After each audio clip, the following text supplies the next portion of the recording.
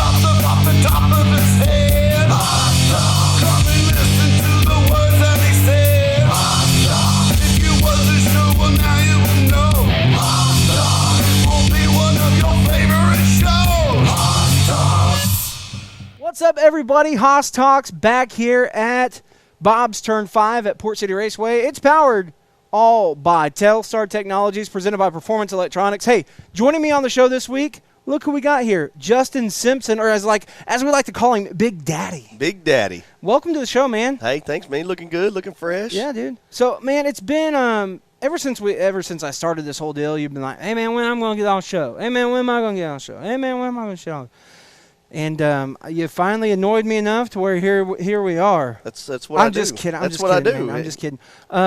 It's been a long time coming. I mean, you've been one of the more vocal guys in the sportsman class and in all the classes, really. I mean, you're one of the vocal guys. But you're one of the guys that really cares. Yes, sir. You know, you're pretty passionate about it.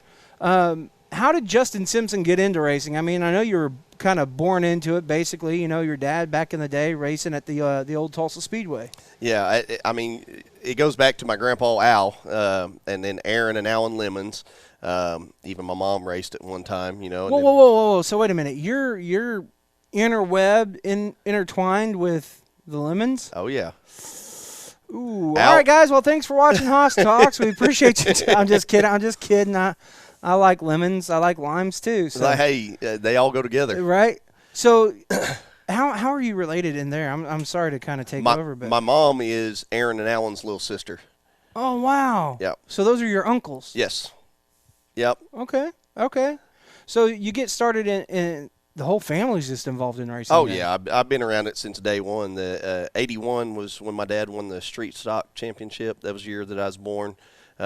And that's what he ran. He ran the street stocks and the full body cars and all that up until he was killed. So yeah. See, that's kind of like me. Like you know, I grew up around sprint cars. My dad, you know, sponsored open wheel guys, and then whenever I finally got into it and hanging out with my buddies, we were all you know, full body guys and door bangers and everything else. But so up until your dad was just murdered. Yes, sir. Still an open case. Yes, sir.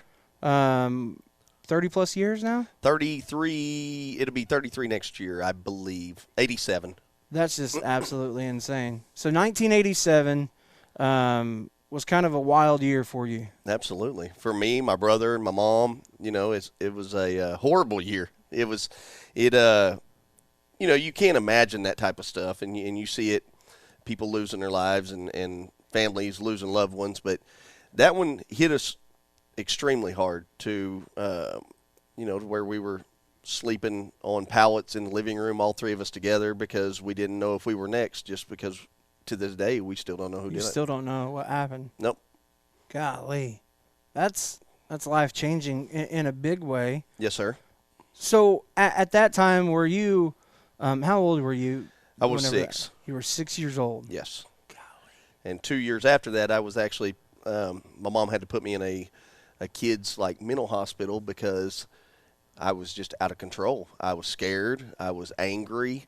I was sad. I mean, you mix all those up with a kid that has a mom named Anita Lemons and a dad named David Simpson, who's already they were both volatile anyway. Right. So it wasn't a good mix, and I kind of lost my stuff and ended up in there for 9 months, and it didn't really help either. But so whenever you were a kid at the racetrack, were you like, man, this is something I want to do. I want to be a race car driver whenever I grow up. 100%.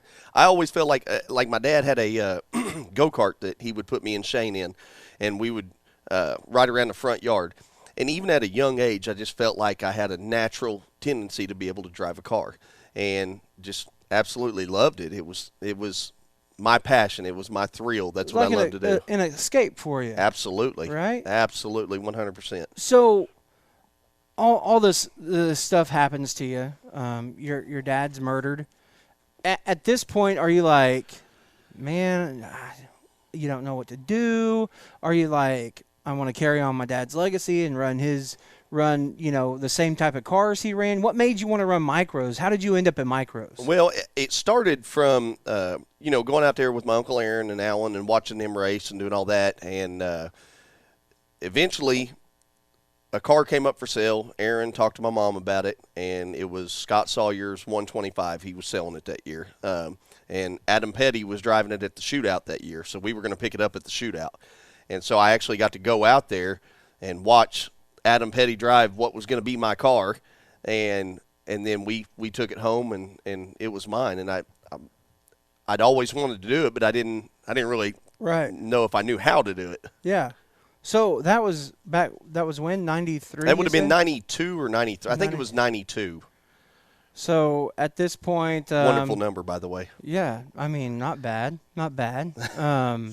So at this point, you are what, like 11, 12 years old? Would have been 13? Yeah, right around 12, 13 years old. 12, 13 years old. Your first experience in the race car. Yes. Your first time at the racetrack with your car. What was that like for you? It was a lot of anxiety, getting out there and wanting to do good, and then watching everybody drive off from me. And I was told, back then we shifted all the time. Right. And sixth gear was the high gear. And they were like, don't go past fifth. I'm like, well, why? I want to be as fast as these guys. And they're like, because you can't drive that good. Well, that one hit me. I'm like, okay. So I'd go fifth gear, and I'd be wound out, and the field would be leaving me. But I learned a lot that first year, and how to drive it, and learning how to keep control of it, to where, Jim Bailey told me, my Uncle Jim, he told me, be smooth and the speed will come. Be smooth, the speed will come. He kept telling me that, and eventually it did what he said it was going to do. Old Jim Bailey, he don't steer people wrong. No, he's great, man. He's a solid dude. He married Cindy, and they treated me not necessarily, they're not blood, but they always treated me like blood. And I spent a lot of time over there with JP, his son JP, and with Clarissa, and we just spent a lot of time over there growing up, and that was one of my favorite places to be on the weekends. Man, that's pretty epic. Yeah. So that's 92, 93. How long were you in that 125 before you got something different? Well, I was in it 2 years, but I couldn't quit acting up and doing the wrong things, and so Mama sold it. After the 94 season, I finished fourth in points, and had one A feature win, and then Mama told me at the end of the year, you're done, because I just kept doing the wrong things, wasn't doing good in school, and looking back now, it's everything up here and everything that I went through, but we didn't know it then. Yeah. And so it was just, she was like, you don't want to act right, then you don't get to keep a car. Right. So your car gets sold. Yep.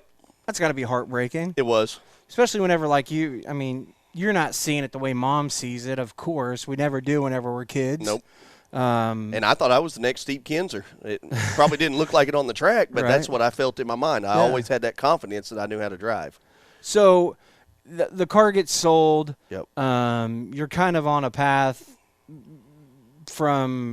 because of the car getting sold, you start down this path of maybe some big life lessons. Well, I not necessarily just from that. It was just from everything that had happened up to that point, and then losing the car. And I felt like that, well, if I don't have a race car that I need to try to be good for, then why in the world am I trying to be good at all? Yeah. What's it worth? I want to do whatever I want to do, and if people don't like it, well, screw them. They don't have to like it. I'm still going to do it. Right. And it cost me a lot of whoopings from my Uncle Aaron.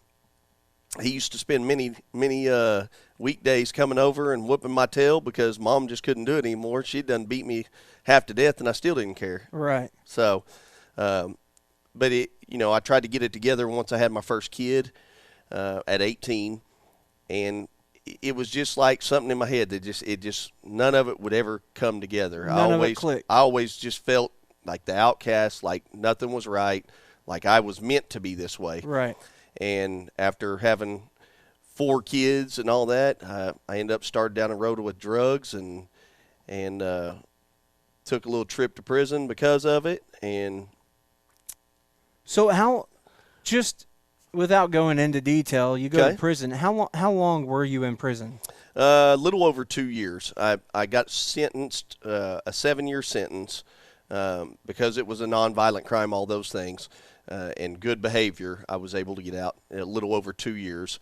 And I got out in May of 2014 and had to wear an ankle monitor up until December of 2014.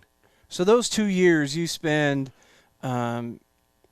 I mean, you probably spent a lot of time reflecting, a lot of time just soul searching. A lot of time trying to figure out why I am the way I am. Right. Absolutely. So after 2 years, you come home. Your family's, reunites you with, from what I've seen. Yes. From what I've seen, your family reunites you. It's good to have Dad home. Yep. It's good to have Justin back. When did you come? What year would that have been? Would have been. I didn't come back to Port City until about 2015. So you get home 2014. You wear the ankle monitor Yep. for a year, kind of getting things back together.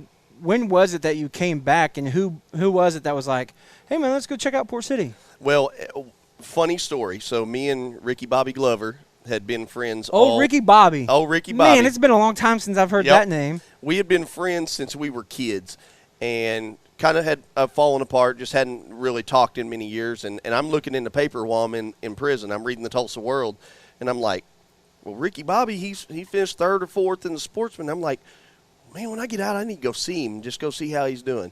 And so that's what I did. I decided I kind of hit him up, and we started talking, and he was like, "I could use the help, you know." And so I come out here and started helping him in 2015. Wow. So 2015, you come back to Port City Raceway. Are you instantly bit by the bug to get back in a car? 100%. Like it just felt like home. Yep. Like it felt right. Yeah, he actually told me, he said, "Hey, come out here to practice, and I'm going to put you in the car for a practice." And so I lit up like Christmas. I'm like, "Oh man, I get to get in it again." And she was my girlfriend, my wife now, but my wife at the time, or girlfriend at the time, anyway, whatever. She says, "You're gonna go out there and drive it." I'm like, "Yeah." And so the kids, they're excited. I want to see Dad drive. I told them, "So don't get excited, because it might not be very good. It's been a long time."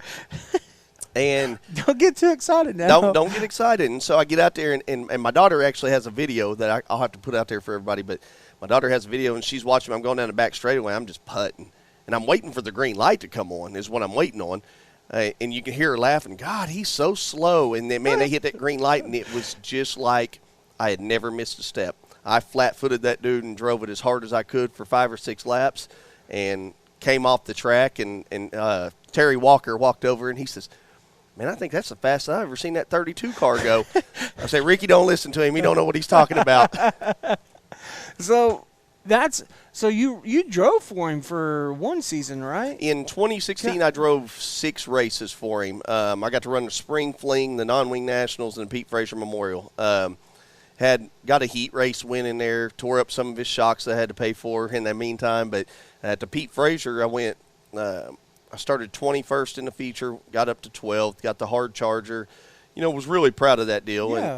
And helping him, he was able to win the championship that year, and that was a big deal for both of us. It meant a lot. That's big. Yes. So that's that's kind of like a redemption story, really, Redemption, fairy tale, whatever you want to call it. I mean, it was nice to have somebody have some faith in me to give me a chance to drive their car. That like he's a lot like I am now. He didn't have a lot of money. He was just trying to get by with it, and we were able to go out there, and he was able to win a couple of races, and I was able to get to drive it a couple of times, and he ended up being able to win that championship, and that was a big deal to us. Absolutely. Yes, sir. So you fast forward a couple of years, Port City Raceway closes, kind of without racing for a few years. Port City reopens back up.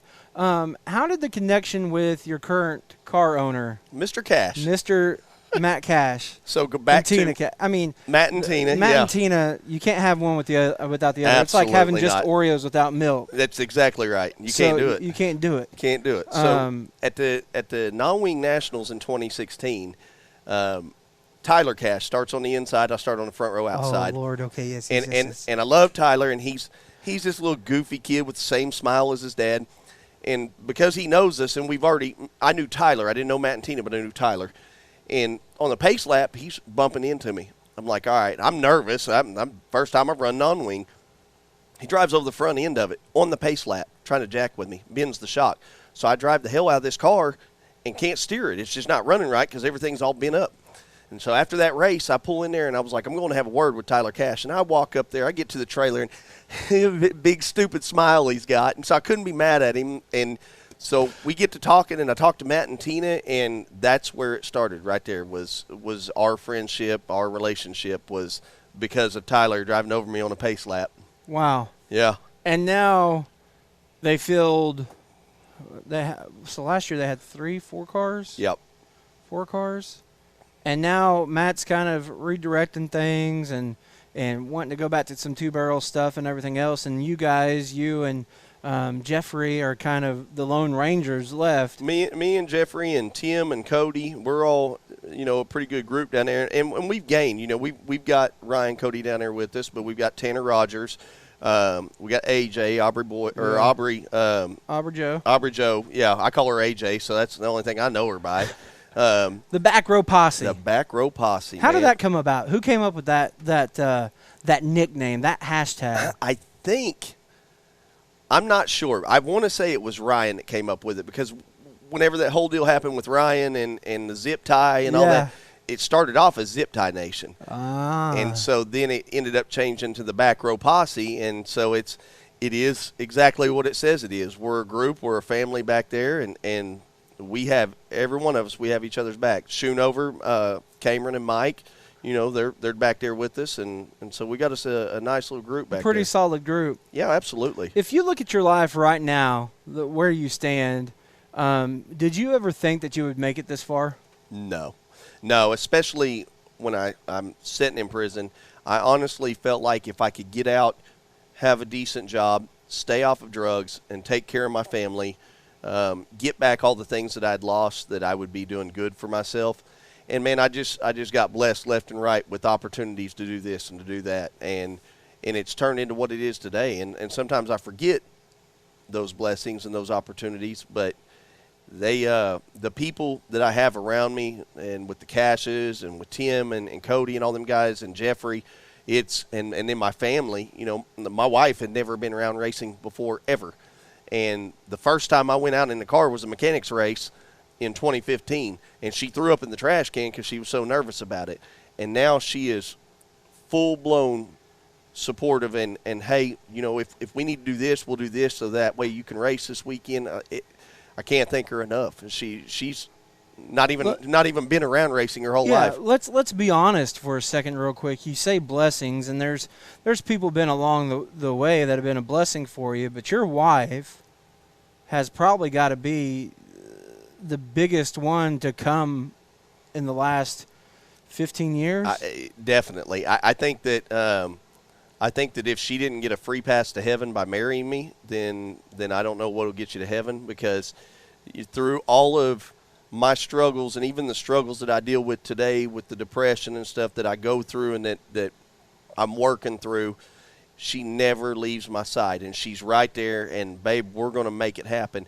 And I watch her cry at times, and she's like, I'm not crying for me, I'm crying for you. Like, she's just always supportive.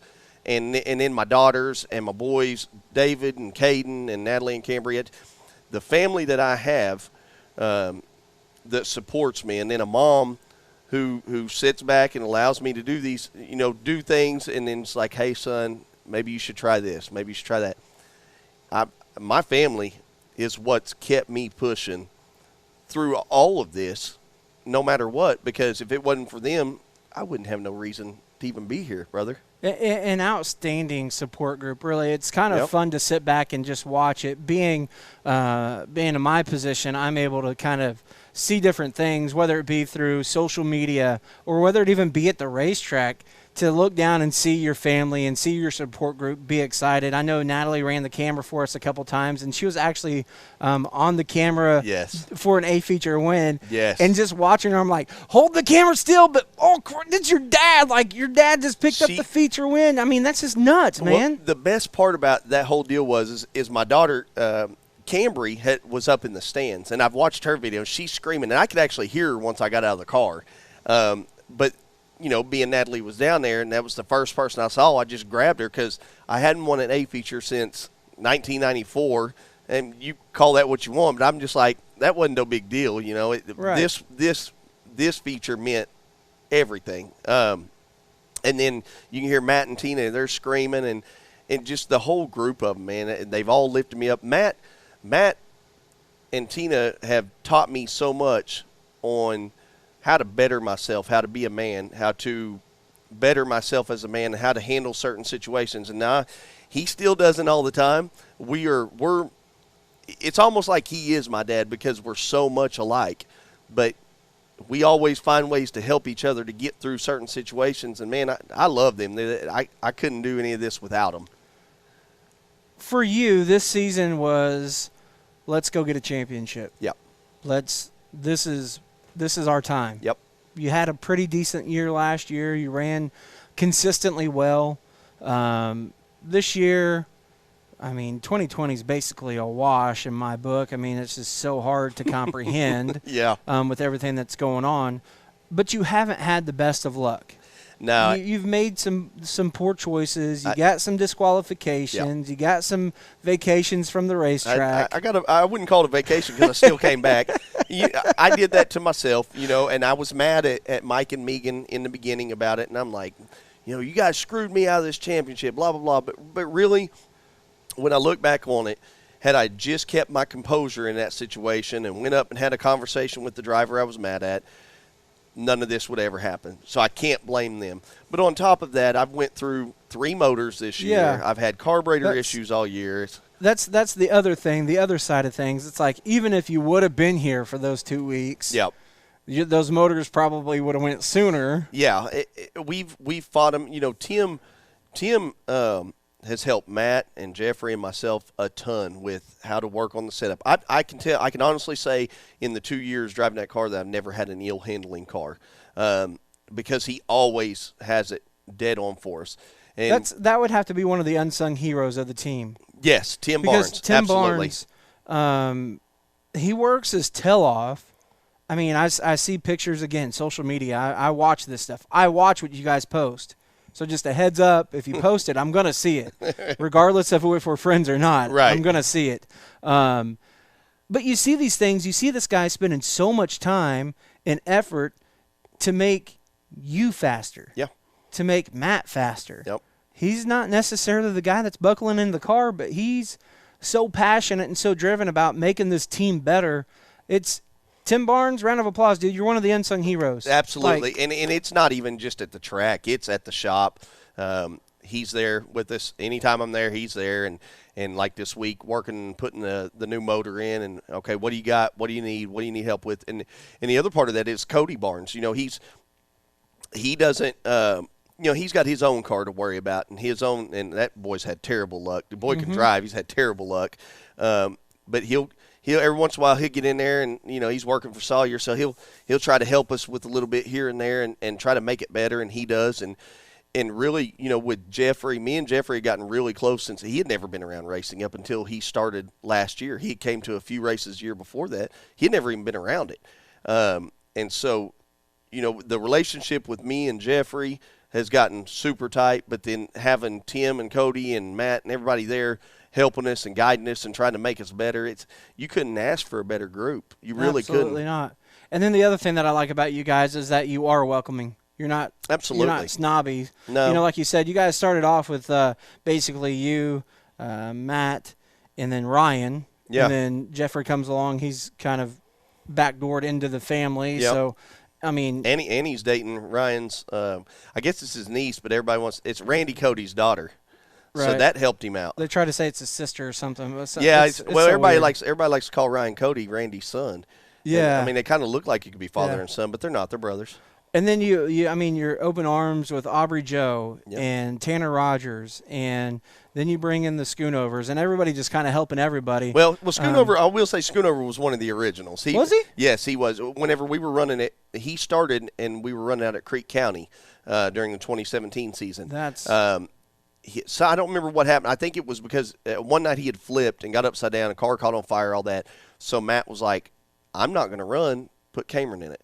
So Cameron was one of the originals, and we've been really tight. And sometimes it's hard to race with your friends. Sometimes Right. there's, like last weekend, I just drove into the side of Cameron, but I didn't have any brakes. So I had to go over there, and he was like, well, what was you doing? And I was like, well, I didn't have any brakes, so Yeah. you helped me stop, thanks. right. But yeah, I mean, it's all one big family, and a lot of people don't like Ryan Cody. He kind of has an attitude about him, I guess, that some people don't like. But I'm telling you, that guy has helped us just as much as anybody, and will give you anything you need to help you at any time. You know, can't thank him enough for everything that he's helped us with as well. I mean, we could sit here and go on, and this, I mean, we probably will at another date. Just in closing, a couple of final thoughts real quick. Is there anything that, how would you describe Justin Simpson? A lot of people see you as maybe a hot-headed, quick temper, ready to just knock down, drag out if he has to. Some people call it "quote unquote" Billy Badass. Yeah. I just call it Justin Simpson. But how would you describe Justin Simpson to people that don't know Justin Simpson? Well, the hot-headed nature part of me, I've really tried to work on and try to be better about since the suspension, and try not to let the stuff get to me, because at the end of the day, we're here to have fun, and we tend to forget that with the money spent and the hours on the car. I would like to look at myself as a recovery story, as somebody who, you know, if you've ever messed up in your life, no matter where you messed up, if you've been a drug addict, if you committed crimes, don't always look down at people because of their past history. Give them a chance. Now, they might screw that chance, and people have, but not everybody will screw it. Other people, such as myself, I wanted to take advantage of those chances, and I wanted to use some type of flat platform to tell these younger people and anybody, just, hey, you're going to mess up, you're going to have struggles, you're going to have hard times, but you can definitely come out from it on top. And I may not win a championship, and I may not win many features, but I still feel like I'm on top of the world. There you have it, race fans. Life is all about second chances. Don't get down on yourself. And just like Justin Simpson, let's be on top of the world. Absolutely. Thanks for watching Haas Talks. Love you guys. Introducing the Performance Electronics Wideband O2 sensor with Bluetooth. With just 3 wires, installation couldn't be easier. Quickly connect your smartphone to our simple app to monitor your engine's air-fuel ratio in real time without gauges. The PE Wideband O2 sensor is just one of many performance electronics products that can add brains and brawn to your next high-performance project. Find them all at pe-ltd.com.